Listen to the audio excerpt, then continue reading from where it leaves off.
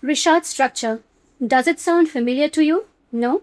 Then let me tell you what it is. The Richard structure, more famously known as the Eye of the Sahara, is a massive circular geological formation located in the Adrar Plateau of Mauritania in Africa. At nearly 40 kilometers in diameter, it is so large that it is best appreciated from space, where it looks like a giant blue and brown bullseye or a fossilized eye staring up from the desert. For a long time, people thought that it was an impact crater from a meteorite.